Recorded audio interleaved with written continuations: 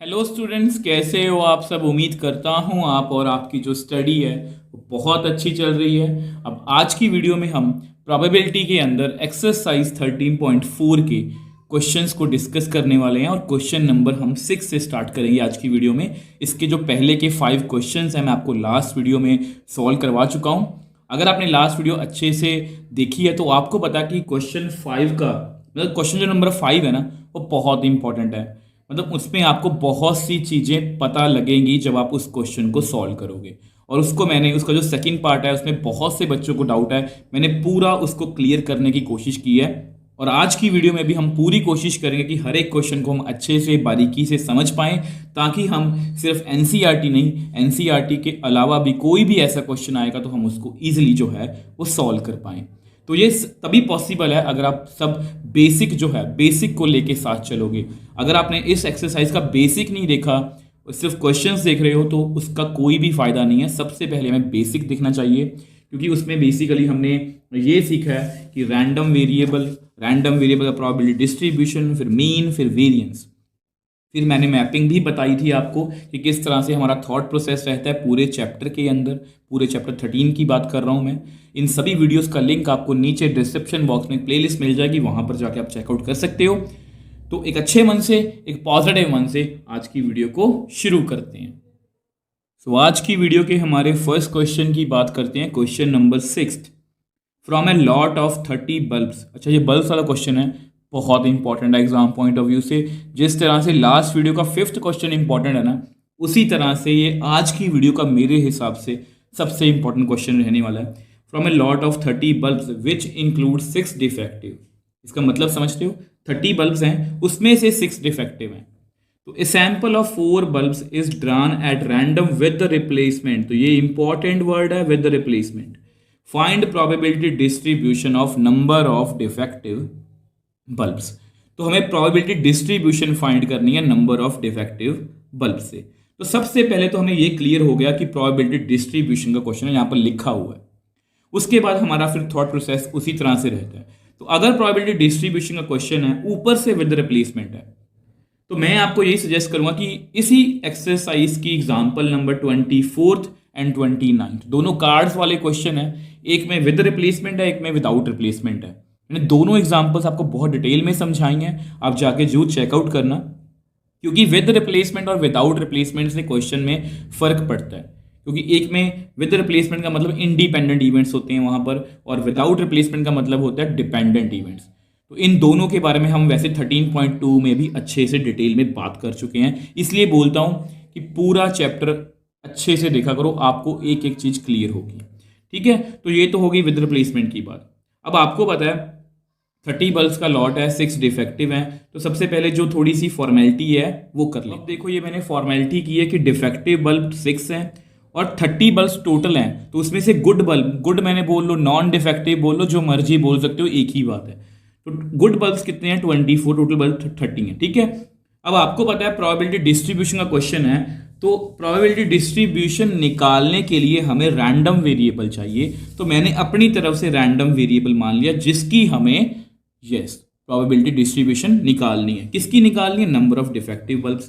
तो एक्स हमारा random variable है जो नंबर ऑफ डिफेक्टिव बल्ब्स को मतलब कि रिप्रेजेंट कर रहा है। तो सबसे पहले हमारा स्टेप क्या होगा? X can take value. तो x जो है वो किस तरह से वैल्यू जो है वो अपनी ले सकता है? तो आपको पता है, यहां मैं लिख देता हूं डिफेक्टिव, मतलब इसको हम d बोलेंगे, और गुड इसको हम g बोलेंगे। अब आपको पता है 4 बल्ब निकालने हैं, सैंपल ऑफ 4 बल्ब्स, इसका बहुत ध्यान रखना। ठीक है, तो 4 बल्ब्स हैं अगर, तो 4 डिफेक्टिव हो सकते हैं, गुड कोई भी नहीं। ये भी हो सकता है कि 3 डिफेक्टिव हो, एक अच्छा हो। ये भी हो सकता है 2 अच्छे हों, 2 डिफेक्टिव हों, 2 अच्छे हों। ये भी हो सकता है 1 डिफेक्टिव हो, 3 अच्छे हों। ये भी हो सकता है कोई डिफेक्टिव आ ही ना, चारों अच्छे आ जाए। ठीक है, तो ये सबसे पहले आपको काम करना आना चाहिए। तो इसकी जीती जाती एग्जाम्पल है क्वेश्चन नंबर 5 का सेकंड पार्ट। अगर आप इसको अच्छे से नहीं करोगे, आपका क्वेश्चन रॉन्ग हो सकता है। तो डिफेक्टिव बल्ब की गिनती है हमारे पास x का मतलब, तो यहाँ पर 4 आएगी, यहाँ पर 3, यहाँ पर 2, यहाँ पर 1, यहाँ पर 0। तो ये पॉसिबल कुछ वैल्यूज हैं जो x ले सकता है। अब इसके बाद प्रोबेबिलिटी निकालनी है, तो पहले हम प्रोबेबिलिटी निकाल लेते हैं। तो प्रोबेबिलिटी ऑफ डिफेक्टिव बल्ब, एक बल्ब की प्रोबेबिलिटी आप निकाल लो, मतलब प्रोबेबिलिटी ऑफ डी। अब डिफेक्टिव टोटल कितने हैं 6 और टोटल बल्ब्स कितने हैं 30। ठीक है, तो इसको कट कर लेते हैं 6 5 ज़ा। ठीक है, तो हमारे पास डिफेक्टिव बल्ब, एक डिफेक्टिव बल्ब की प्रोबेबिलिटी कितनी आ गई 1/5। इसके बाद गुड बल्ब,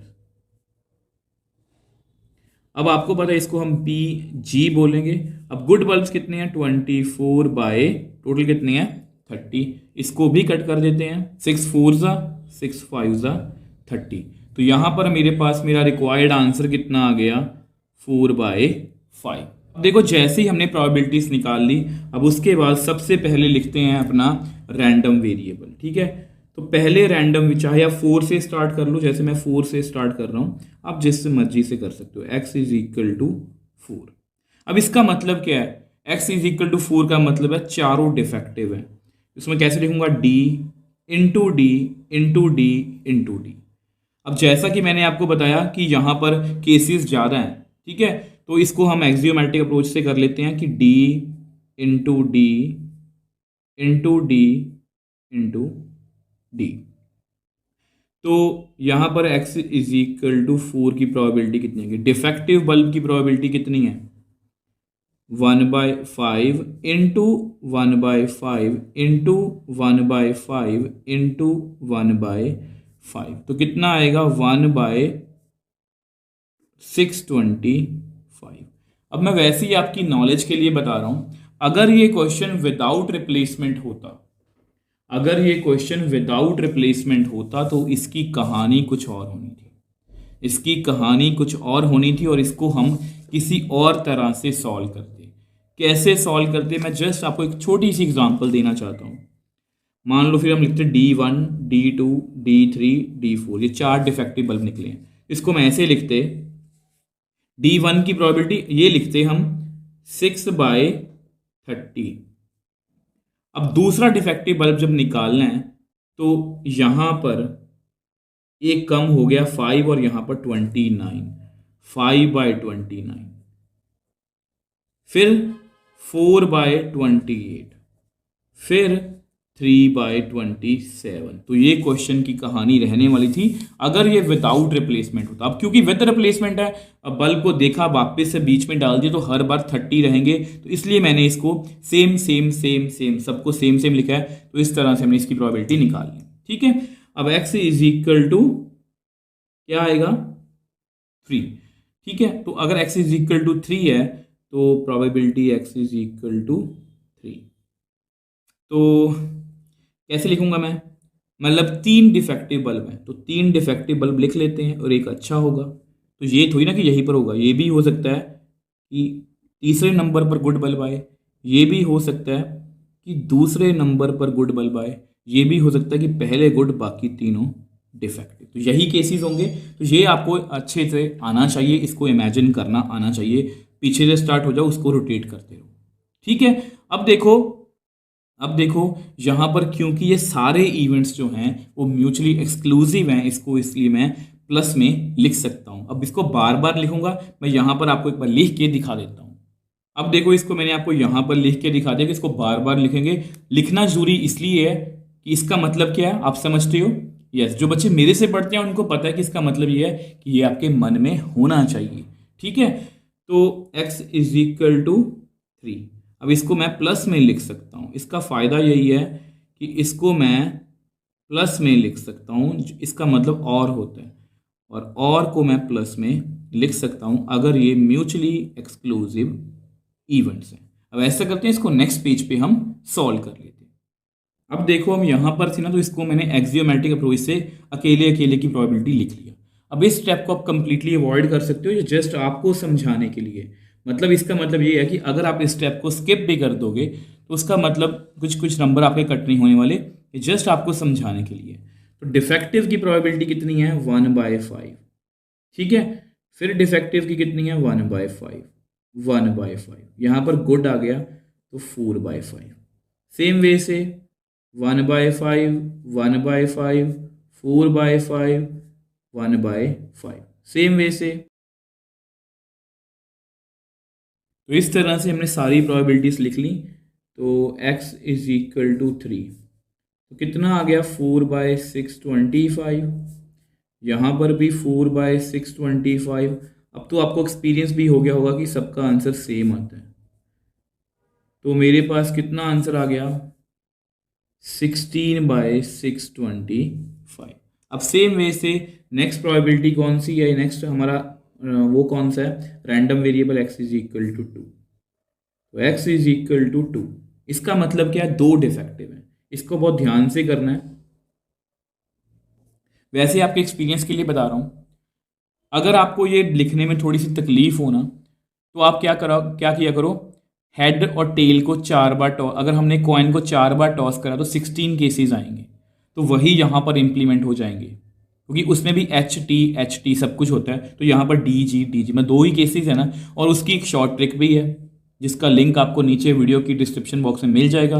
वो ट्रिक से आप उसकी सैंपल स्पेस लिख सकते हो, और फिर आपको यहाँ पर भी उसको डी और जी में कन्वर्ट कर पाना ईजी रहेगा। मतलब आपको पता है कि अगर मैं एच टी, मान लो ये केस है, उसमें केस आएगा, तो आप एच को डी डी बोल देना, इसको जी जी। तो इस तरह से आप कर सकते हो। जस्ट आपको सजेशन है, आपको जैसा ठीक लगे आप वैसा कर सकते हो। अब ये हो सकता है कि दो डिफेक्टिव आए, दो गुड आ जाए।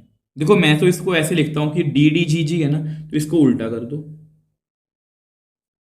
फिर ये हो सकता है कि डी जी डी जी, अब इसको उल्टा कर दो, जी डी जी डी।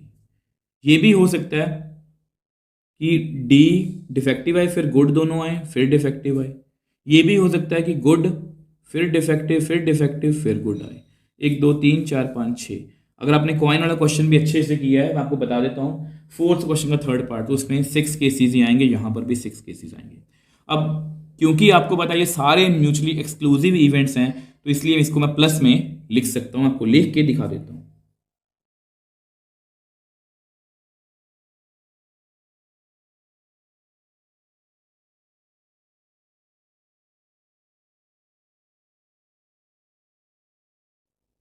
अब देखो ये आपको देखने में थोड़ा सा अजीब लग सकता है, बट बहुत इजी है। सबको प्लस में लिख दिया, फिर सबको अकेले अकेले लिख दिया। तो इन सब की प्रोबेबिलिटीज हमें पता है। डिफेक्टिव की है 1/5, डिफेक्टिव की 1/5, गुड की 4/5, गुड की 4/5। तो जहां पर भी गुड है 4/5 लिख दो, जहां पर डिफेक्टिव है 1/5 लिख दो।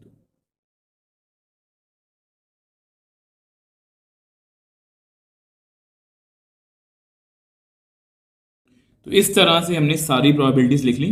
देखने में, फिर से बोल रहा हूँ, देखने में आपको मुश्किल लग सकता है, बहुत ईजी है। सिर्फ देखने में मुश्किल है, वैसे सेम पोजीशन हम रिपीट कर रहे हैं। जी की जगह 4/5, डी की जगह 1/5। कितना आएगा 16/625। इसको भी देख लो, 16/625।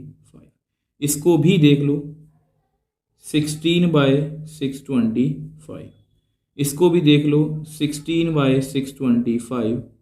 इसको भी देख लो, 16/625। इसको भी देख लो, 16/625। तो कितनी बार 16 आया, 32, 48, 64, 80, 96/625। तो अब देखो यहाँ ब्रैकेट्स डाली है मैंने, ताकि आपको देखने में थोड़ा सा अजीब ना लगे। तो बड़ा केस हमने निकाल लिया। अब x इज इक्वल टू 1 रह गया, और x इज इक्वल टू 0। उसको हम नेक्स्ट पेज पे डिस्कस कर लेते हैं। अब देखो ये आपका नेक्स्ट केस है, x इज इक्वल टू 1, मतलब एक डिफेक्टिव बल्ब हो उसमें। इसको हम कैसे लिखेंगे, एक डिफेक्टिव तीनों गुड, ये भी हो सकता है। अब डी को रोटेट कर दो दूसरे नंबर पर, अब तीसरे नंबर पर, अब चौथे नंबर। ठीक है। अब क्योंकि ये म्यूचुअली एक्सक्लूसिव इवेंट से मैंने आपको स्टार्टिंग से बताया था, तो इसको हम इस तरह से लिख सकते हैं। अब एक्सियोमेटिक अप्रोच है, तो वो भी मैं आपको लिख के दिखा देता हूं।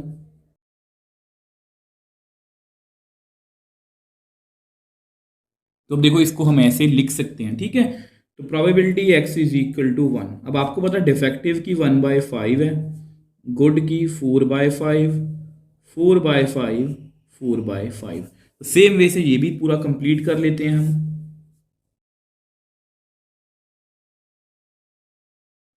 तो इस तरह से जहां पर भी डी है मैंने 1/5 लिखा है, जहां पर भी जी है मैंने 4/5 लिखा है। तो अब वैसे इसका आंसर आपको पता है कितना आएगा, 4 4 16, 16 4 64, नीचे कितना आएगा 625। तो सभी केसेस में सेम आंसर ही आएगा, उसको लिख लेते हैं।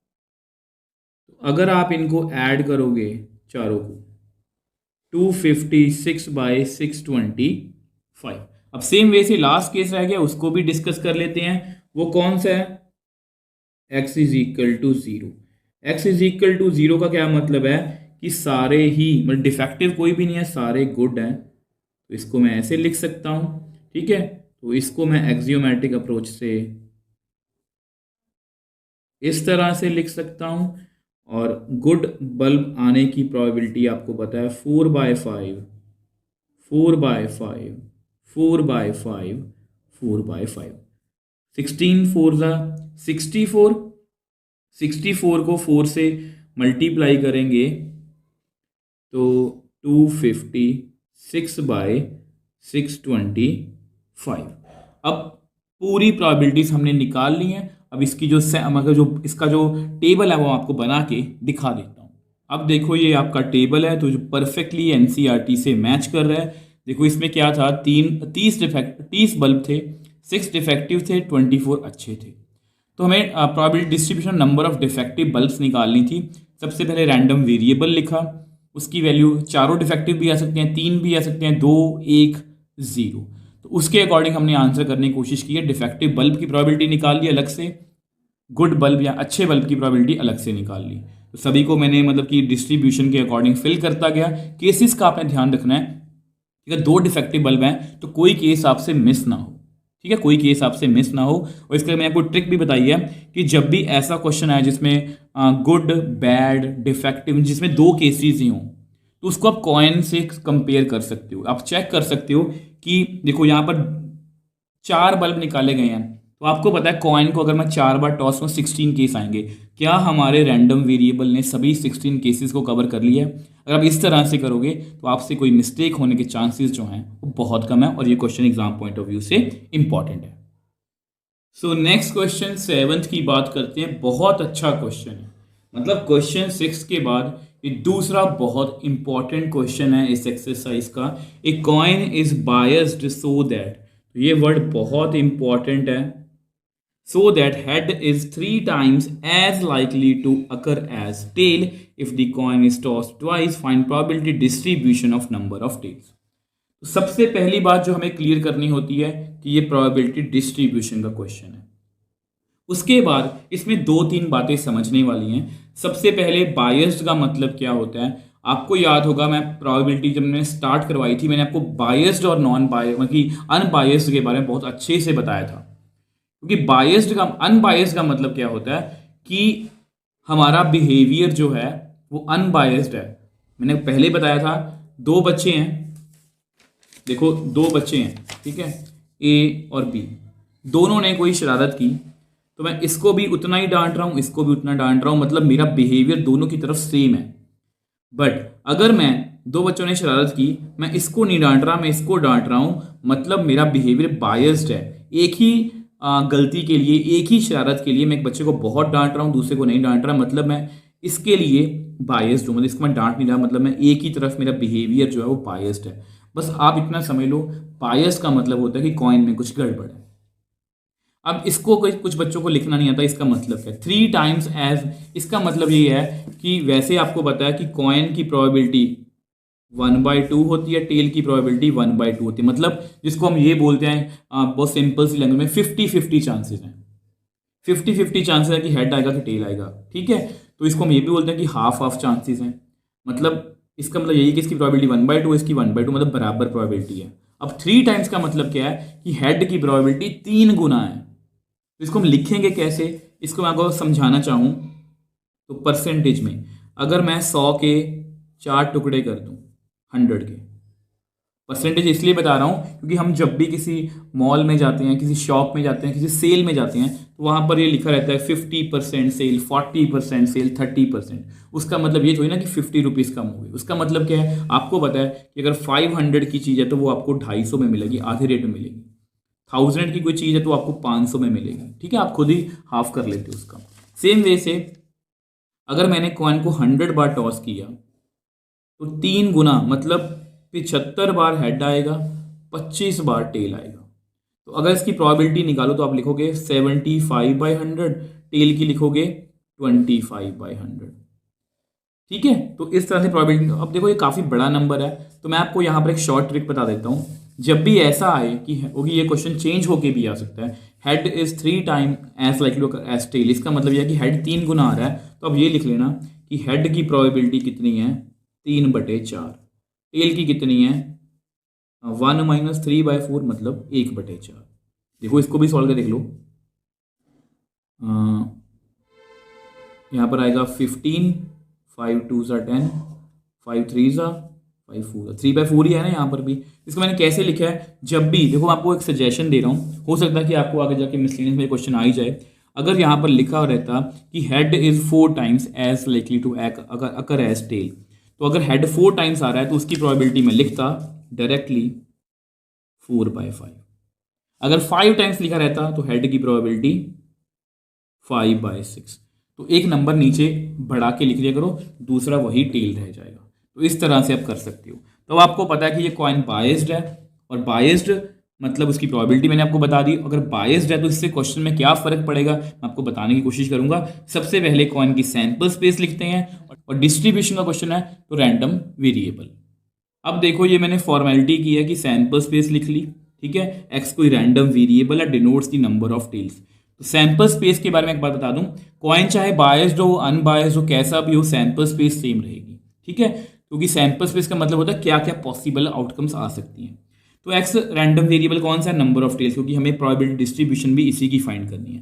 तो एक्स कैन टेक वैल्यू सबसे इंपॉर्टेंट स्टेप है। अब ये हो सकता है कि 2 बार हेड आ जाए, 0 बार tail, 1 head 1 tail, 0 head 2 tail. तो एक्स यहां पर कौन है, अब नंबर ऑफ टेल्स। तो यहां पर कितना है, 0, यहां पर 1, यहां पर 2। तो एक्स इस अकॉर्डिंग वैल्यू जो है वो ले सकता है। अब देखो ये है क्वेश्चन की सबसे इंपॉर्टेंट बात कि हेड की प्रोबेबिलिटी जो मैंने स्टार्टिंग में सिखाया है कि 3 टाइम्स है, तो अगर 4 बार टॉस करेंगे, मान लो अगर 4 बार टॉस की है, वैसे तो हमने 2 बार ही की है ना, बट ये होता है जैसे हम हर एक चीज़ को परसेंटेज से डिनोट करते हैं। तो अगर 4 बार किए तो 3 बार हेड आएगा, 1 बार टेल आएगा। तो ये इसकी प्रोबेबिलिटी लिखने का तरीका है। तो इवेंट्स इक्वली इवेंट्स नहीं है तो हम एक्सियोमेट्रिक अप्रोच का यूज़ करेंगे, जो बहुत से बच्चे गलती करते हैं। तो बहुत से बच्चे गलती करते हैं। तो देखो सबसे पहले x इज इक्वल टू 0। अब इसका क्या मतलब है कि हमें एक बार भी टेल नहीं आया, मैं दोनों बार हेड आया। अब बहुत से बच्चे क्या करते हैं, इसको क्या लिखते हैं आप मेरे को बताओ, 1/4 टोटल, मतलब इसके फेवर में 1 है, टोटल कितने 4। तो यहां पर वो गलती करते हैं। तो जो बच्चे कंसेप्ट को अच्छे से नहीं समझते, बेसिक को अच्छे से नहीं करते, क्वेश्चंस को अच्छे से नहीं समझते, और टीचर की बात को अच्छे से नहीं सुनते, तो उनको ये दिक्कत आएगी। उनको लगेगा सर ये इस क्वेश्चन में ऐसा क्यों किया या वैसा क्यों किया था वहां पर, पहले तो हम एक क्वेश्चन को इसी तरह से करते थे, अब आप बोल रहे हो कि ऐसा नहीं है। तो अब मैंने आपको बता दिया कि 1/4 गलत है, क्योंकि हम यहाँ पर एक्सियोमेट्रिक अप्रोच का यूज़ करेंगे, क्योंकि यहाँ पर इक्वली लाइकली इवेंट्स नहीं है। आपके सामने है, इसका कैसे कितनी है प्रोबेबिलिटी, 3/4 इंटू 3/4, 9/16। और आप अगर पुराने ढंग से करते तो आप लिखते 1/4, क्योंकि वहां पर हेड की प्रोबेबिलिटी 1/2 होती है, टेल की प्रोबेबिलिटी 1/2 होती है। तो वहां पर हम ये कर सकते हैं, बट इस क्वेश्चन में बिल्कुल भी नहीं। ठीक है, मैंने आपको वैसे समझाया भी था, इक्वली इवेंट्स के क्वेश्चन जब नहीं होंगे तो हम एक्सियोमेट्रिक अप्रोच का यूज करेंगे। ये जरूरी है, ये मैंडेटरी स्टेप है। x इज इक्वल टू 1 मतलब इसका क्या मतलब है, एक बार टेल है, तो ये भी हो सकता है कि टी एच आ जाए, ये भी हो सकता है एच टी आ जाए। अब इसको हम लिखेंगे T H plus H T, क्योंकि आपको पता है ये दोनों म्यूचुअली एक्सक्लूसिव इवेंट्स हैं, तो इसको मैं प्लस में लिख सकता हूं। इसको कैसे लिखेंगे, probability of T into probability of H. Probability of H, probability of T. T की प्रोबेबिलिटी 1/4 है, एच की 3/4 है। एच की 3/4 है, इसकी 1/4 है। इसको मैं कैसे लिखूंगा? 3/16 प्लस 3/16 मतलब 6/16। अब लास्ट केस रह गया, उसको हम नेक्स्ट पेज पे डिस्कस कर लेते हैं। अब देखो ये हमारा लास्ट केस है, ठीक है। दोनों बार टी टी, तो इसको हम एक्सियोमेट्रिक अप्रोच से ऐसे लिखेंगे, ठीक है। उसके बाद आपको पता है एक्सियोमेट्रिक अप्रोच में टी की प्रोबेबिलिटी 1/4 है, इसकी भी 1/4 है, मतलब 1/16 है। अब जस्ट हमारा टेबल रह गया, मैं आपको बना के दिखा देता हूँ। तो ये आपका टेबल, ठीक है। 0 के लिए 9/16, 1 के लिए 6/16, 2 के लिए 1/16। तो बहुत ध्यान से करना है, एग्जाम पॉइंट ऑफ व्यू से इंपॉर्टेंट है। दो ही बातें समझने वाली हैं। बायस का मतलब क्या होता है, मैंने आपको लिख के बताया कि अगर कॉइन को देखो 3 टाइम्स है, कॉइन के हेड आने की प्रोबेबिलिटी 3/, तो इसके लिखेंगे 3/4, ये शॉर्टकट बताया। अगर होती 5 टाइम्स है हेड आने की प्रोबेबिलिटी, तो 5/6 लिखता। तो इस तरह से आप लिख सकते हो। दूसरी बात कि इक्वली इवेंट्स का क्वेश्चन नहीं है, क्योंकि हेड की प्रोबेबिलिटी 3/4 है, टेल की 1/4 है, दोनों की अलग अलग है। तो मतलब ये इक्वली लाइकली इवेंट्स का क्वेश्चन नहीं है।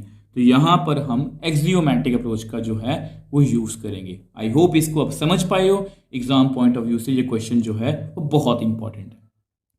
सो नेक्स्ट क्वेश्चन 8th की बात करते हैं। बहुत अच्छा क्वेश्चन है ये, और इस तरह के क्वेश्चंस के लिए मैं हमेशा बोलता हूँ कि ये क्वेश्चन काफ़ी इंपॉर्टेंट है। A random variable x has the following probability distribution. तो ये टेबल हमें पहले ही दिया हुआ है, ये रैंडम वेरिएबल है, ये उसकी प्रोबेबिलिटी डिस्ट्रीब्यूशंस हैं, और इसमें हमें 4 डिफरेंट पार्ट्स पूछे गए हैं। तो ऐसा ही सेम क्वेश्चन हम एग्जाम्पल्स में कर चुके हैं, एग्जाम्पल नंबर 26।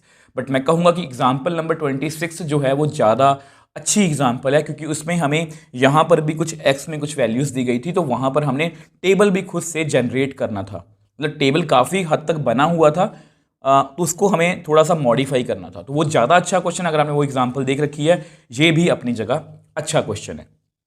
तो कोई भी क्वेश्चन हो उसको हमें अच्छे से ही करना चाहिए, क्योंकि जब हम इसकी बारीकियों को समझते हैं, बेसिक को सीखते हैं, फिर उसको हम सीखते हैं कि एग्जाम्पल्स में, क्वेश्चंस में कैसे इंप्लीमेंट करना है। तो ये दोनों चीज़ें एक दूसरे को कॉम्प्लीमेंट करती हैं। ये नहीं है कि आपने सिर्फ बेसिक कर लिया आप कुछ भी कर लोगे, ये भी नहीं है कि आपने सिर्फ क्वेश्चंस कर लिए फिर आप, मतलब बेसिक के बिना आप क्वेश्चन नहीं कर सकते, और क्वेश्चंस के बिना आप बेसिक को इंप्लीमेंट नहीं कर सकते। तो दोनों चीज़ें बहुत इंपॉर्टेंट हैं।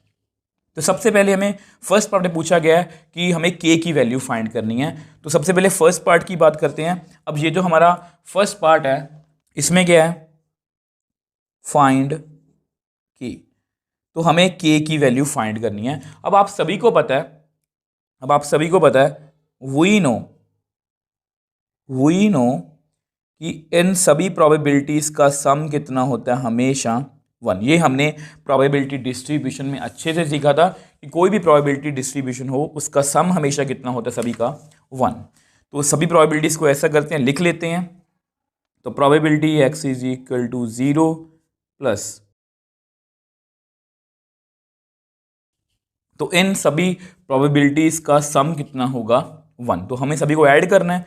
तो 0 plus k plus 2k plus 2k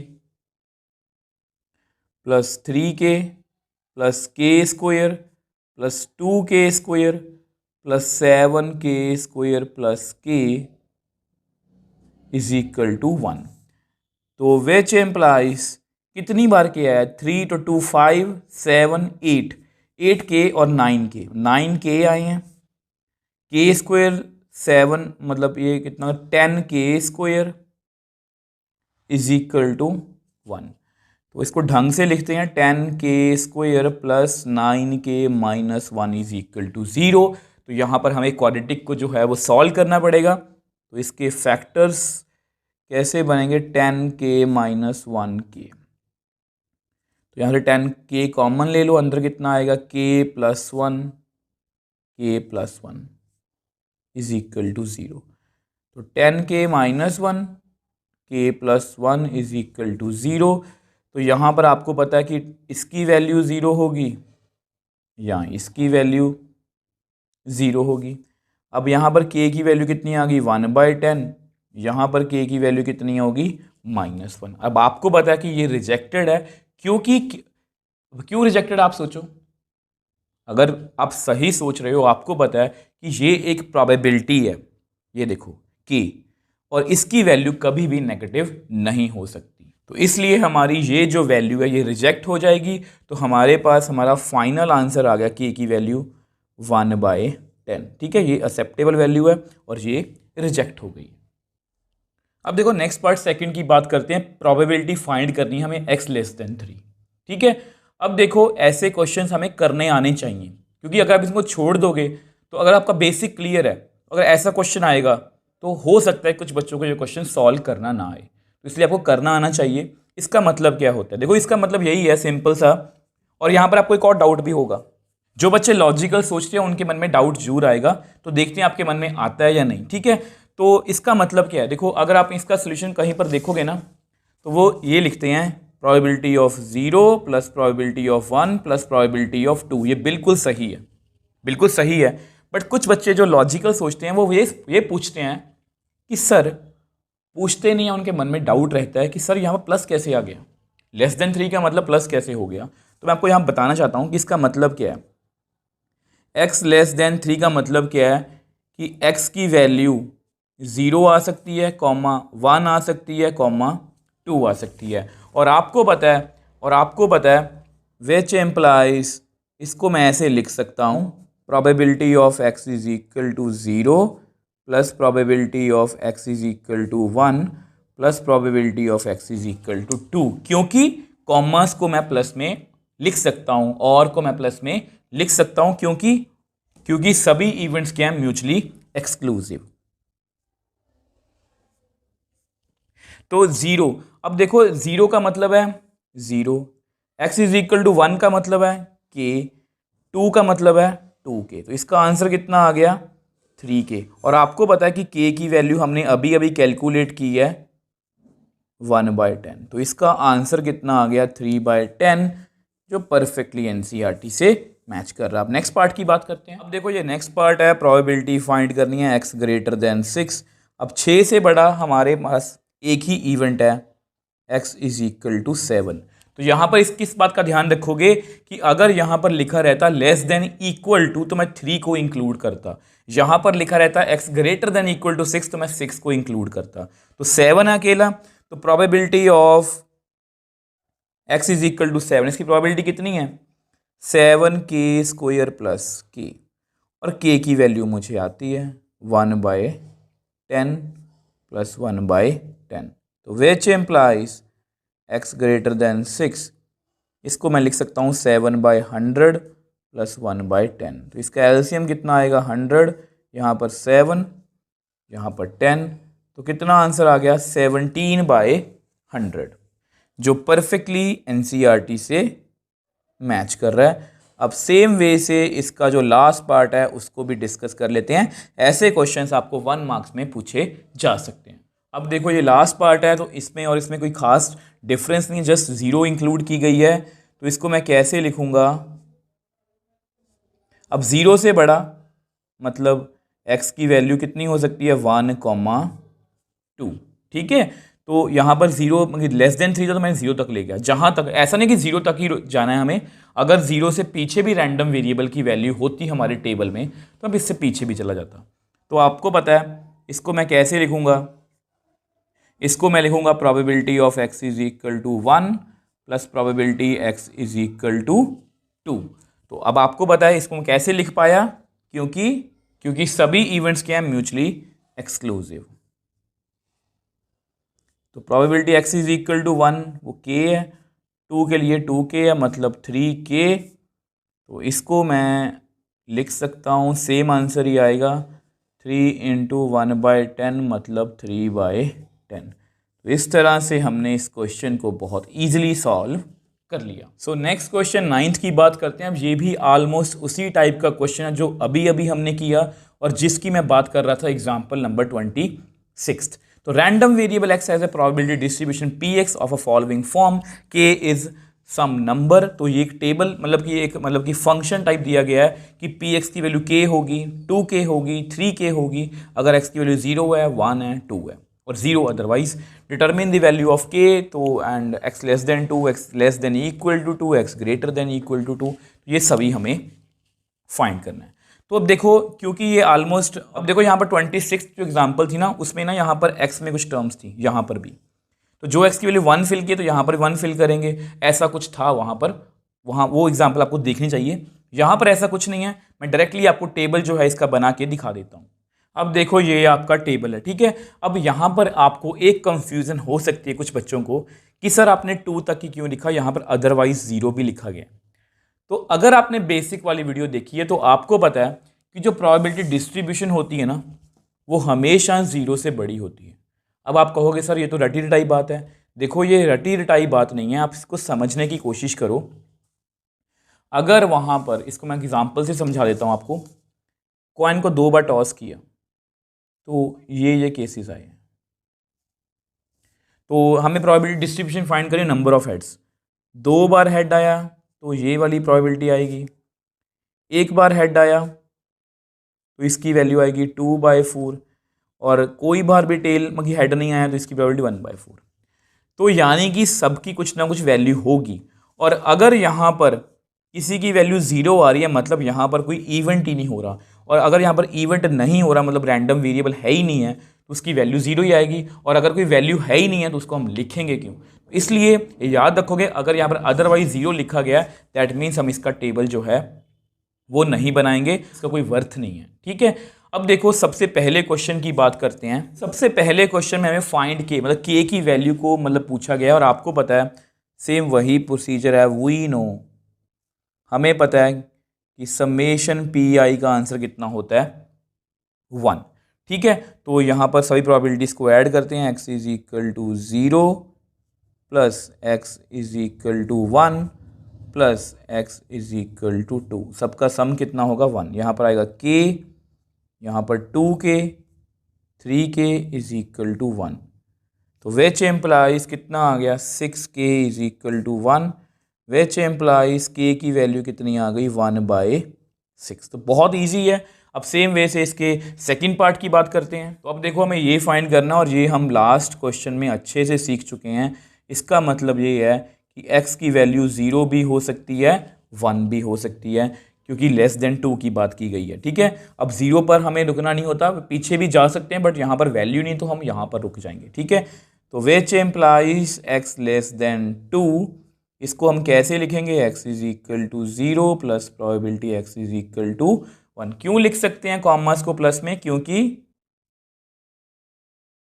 all events क्या होते हैं म्यूचुअली एक्सक्लूसिव, ये वाले, ठीक है। तो इनका मतलब आपस में कोई लेना देना नहीं है कि अगर x की वैल्यू 0 है तो उसका आंसर k आएगा, 1 है तो ये आएगा, मतलब इसका कुछ आपस में कुछ लिंक नहीं है कि इसके होने से इसको कोई फ़र्क पड़ रहा है। तो वो वैल्यू हमें पहले से ही गिवन है। तो x लेस देन 2, इसकी वैल्यू कितनी है k टेबल पर, उसकी कितनी है 2k, कितना आंसर आ गया 3k, k की वैल्यू कितनी है 1/6। तो बड़े ही आसानी से हमने इसका आंसर जो है मतलब 1/2 वो निकाल लिया, इसमें कोई भी दिक्कत नहीं है। तो इसका एक और पार्ट है, उसकी बात करते हैं। अब उसमें हमें पूछा है probability x less than equal to 2। तो ये सब कुछ जानबूझ के पूछ रहे हैं ताकि आपको ये सब कुछ करना है जिस तरह से मैं लास्ट क्वेश्चन में आपको बताया था। 0 भी आ सकता है, 1 भी आ सकता है, 2 भी आ सकता है। 2 क्यों आया, क्योंकि यहाँ पर लेस देन इक्वल टू, यहाँ पर लेस देन था। तो फिर से वही probability less than equal to 2, x is equal to 0, x is equal to 1, x is equal to 2। फिर से इसको प्लस में कैसे लिखा, क्योंकि सभी इवेंट्स क्या है म्यूचुअली एक्सक्लूसिव। तो यहाँ पर मैंने आपको लिख के दिखा दिया। अब ऐसा करते हैं, इसको नेक्स्ट पेज पे हम सॉल्व कर लेते हैं। अब देखो ये मैंने इनकी प्रोबेबिलिटीज लिख ली, तो इनको ऐड करेंगे तो कितना आएगा 6k। तो k की वैल्यू हमने कैलकुलेट की थी आज ही, वो कितनी थी 1/6। तो अगर ये कट हो जाएगा तो हमारे पास हमारा रिक्वायर्ड आंसर आ गया कितना 1। अब इसका एक और पार्ट है, उसको भी डिस्कस कर लेते हैं। अब उसमें उन्होंने पूछा हमें probability x greater than equal to 2। तो अगर आपने टेबल को अच्छे से देखा, आपको पता है 2 तक ही है वैल्यू, तो इसमें एक ही केस आएगा x इज इक्वल टू 2, क्योंकि उससे बड़ी वैल्यू इसके लिए तो 0 आंसर है, तो उसको लिखने का कोई फ़ायदा नहीं है। तो x इज इक्वल टू 2 के लिए हमारी प्रोबेबिलिटी कितनी है टेबल पर? 3k आप लास्ट पेज पे जाके चेकआउट कर सकते हो। अब k की वैल्यू है 1/6, तो इसको कट कर देते हैं। यहाँ पर कितना आ गया 2, तो विच एम्प्लाइज हमारा इसका आंसर कितना आ गया 1/2, जो परफेक्टली एनसीईआरटी से मैच कर रहा है। सो नेक्स्ट क्वेश्चन 10th की बात करते हैं। Find mean number of heads in 3 tosses of a fair coin. तो यहाँ पर हमें मीन नंबर पूछ लिया, मतलब मीन पूछ लिया। तो सबसे पहली बात तो मुझे ये क्लियर हो गया कि ये प्रोबेबिलिटी डिस्ट्रीब्यूशन वाली एक्सरसाइज में से क्वेश्चन है। ऐसा क्यों बोल रहा हूँ? क्योंकि हम हमेशा क्वेश्चन को इस तरह से सॉल्व करते हैं कि हम एग्जाम में बैठे कर रहे हैं, ठीक है। तो मुझे पता है कि अगर मुझे मीन फाइंड करना है तो मुझे उसके फॉर्मूला में पी आई और एक्स आई दोनों चाहिए, मतलब मुझे डिस्ट्रीब्यूशन भी चाहिए, मुझे रैंडम वेरिएबल भी चाहिए।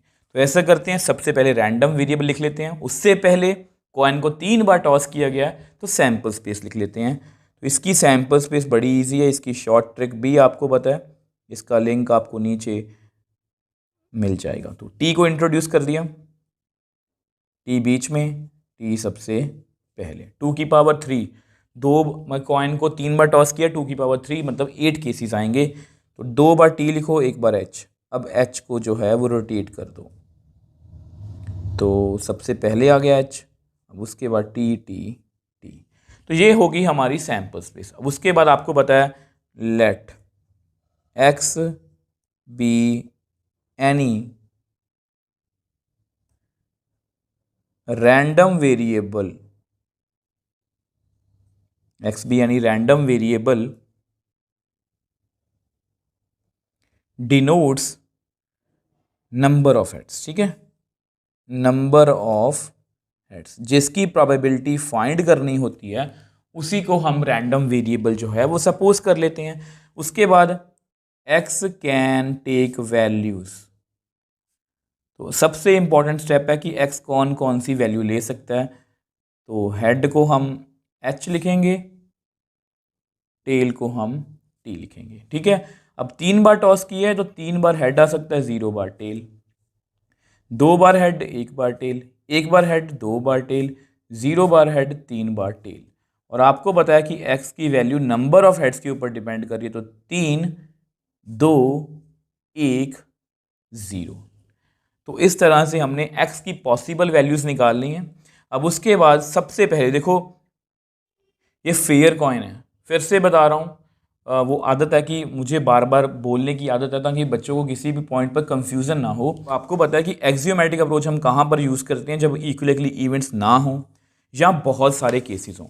अब यहाँ पर इक्वली इवेंट्स हैं ये, क्योंकि फेयर कॉइन है, इसमें कोई भी गड़बड़ नहीं है, तो यहाँ पर हमें मतलब कि जो है वो एक्सियोमेट्रिक अप्रोच लगाने की जरूरत नहीं है। लगानी है लगा सकते हो। तो सबसे पहले ऐसा करते हैं, एक्स को लिखते हैं। अब आपको पता है एक्स की पॉसिबल वैल्यू सबसे पहले हम ऐसा करें 3 ले लेते हैं।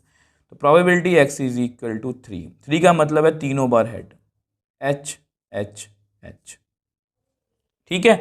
अब आपको पता है कि ये जो एच है, तो इसको आप ऐसे कर सकते हो 1/2 1/2 1/8। अगर आप इसको सीधा भी करना चाहते हो कर सकते हो कि इसकी फेवर में 1 है, टोटल केस कितने हैं 8।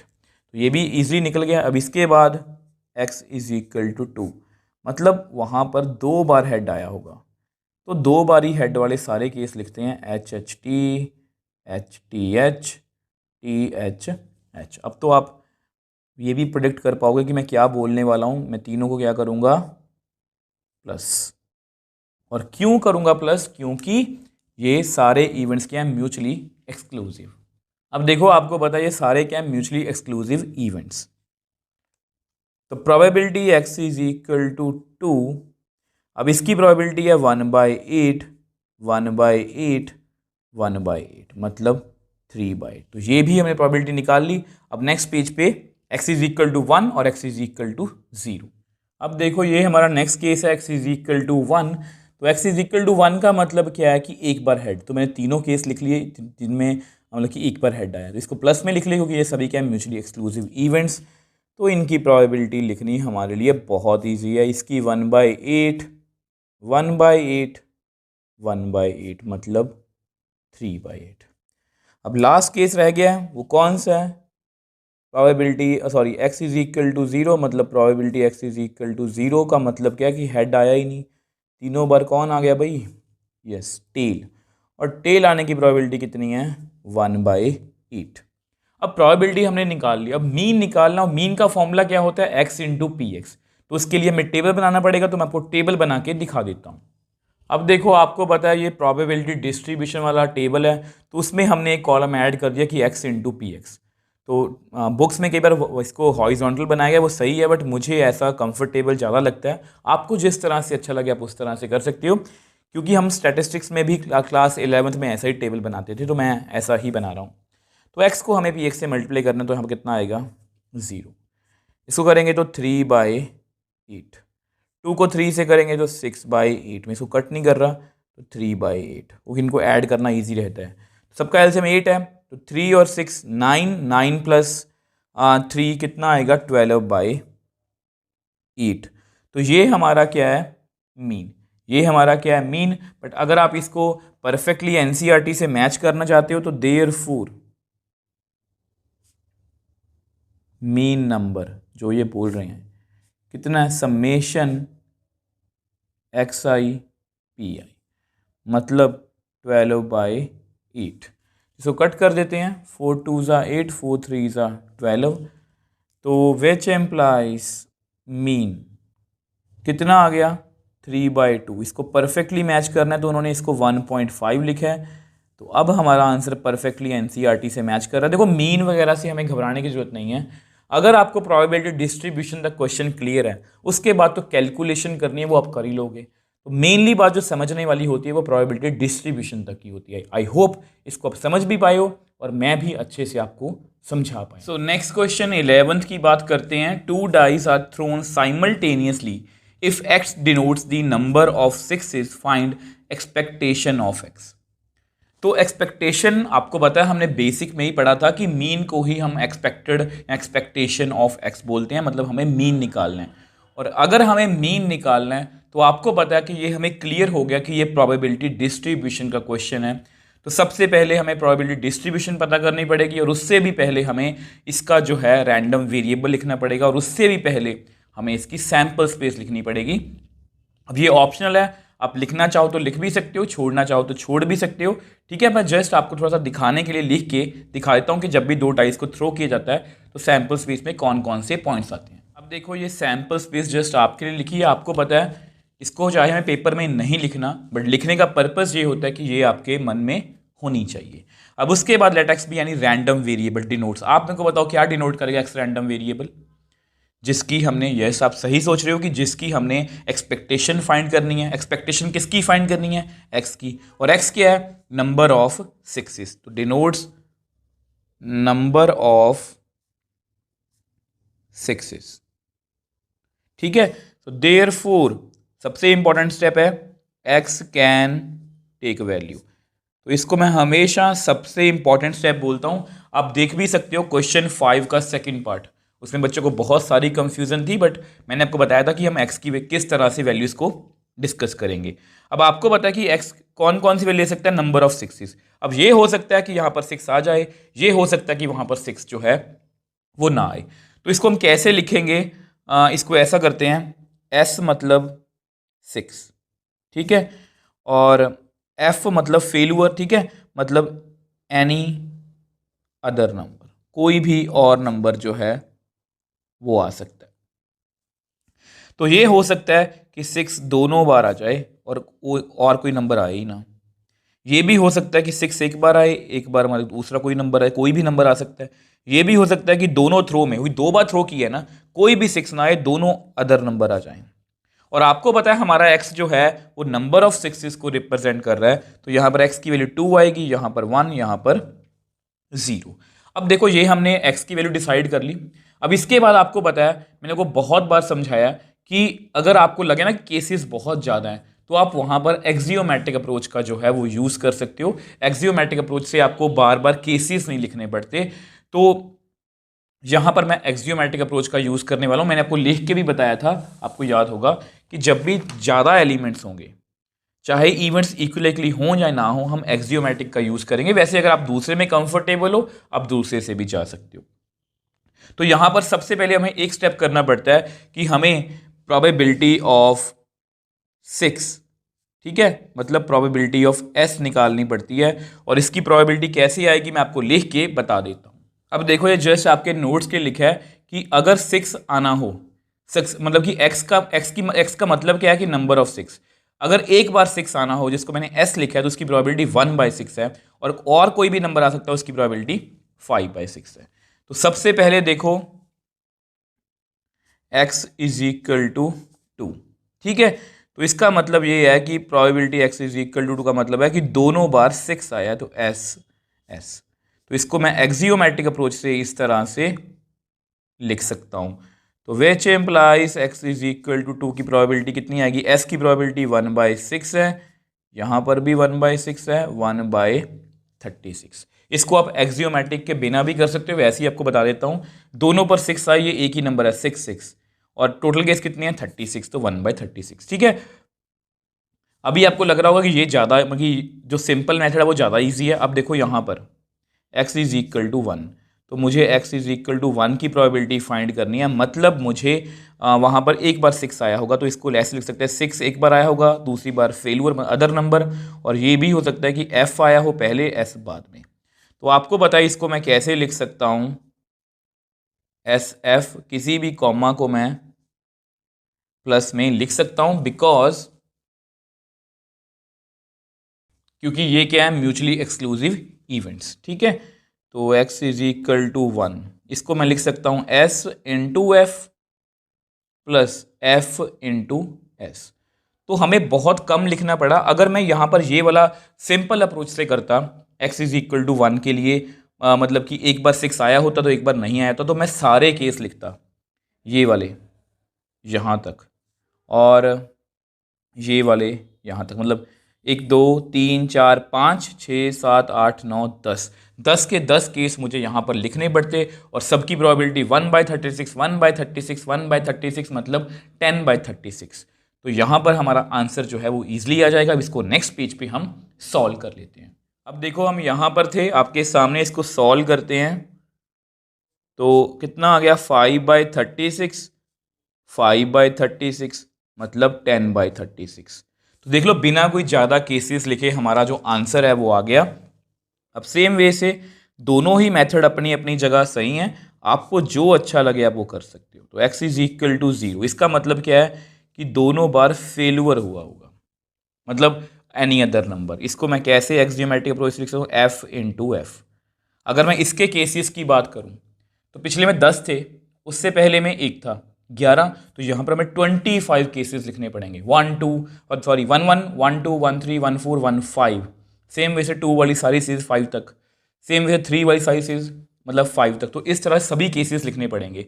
बट एक्सियोमेट्रिक अप्रोच, जैसा कि मैंने आपको बताया कि अपने एक्सपीरियंस से बताता हूँ हमेशा आपको, कि जब भी ज़्यादा नंबर ऑफ केसेस हों तो आप एक्सियोमेट्रिक अप्रोच का यूज़ कर सकते हो। तो 5/6 5/6 25/36।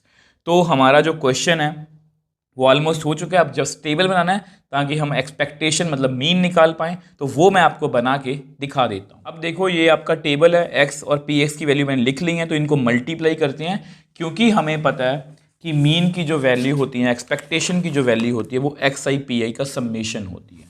तो एक्स और पी एक्स को पहले मल्टीप्लाई करते हैं, बहुत ईजी। यहाँ पर 0 आएगा, यहाँ पर 10/36 आएगा, यहाँ पर 2/36 आएगा। तो इनको ऐड करेंगे, नीचे एलसीएम सेम है, 12/36। देयरफॉर इन्होंने क्या पूछा हमें पूछा इन्होंने एक्सपेक्टेशन, तो वही लिखेंगे, एक्सपेक्टेशन ऑफ एक्स मतलब ई एक्स, ठीक है। तो उसकी वैल्यू कितनी है?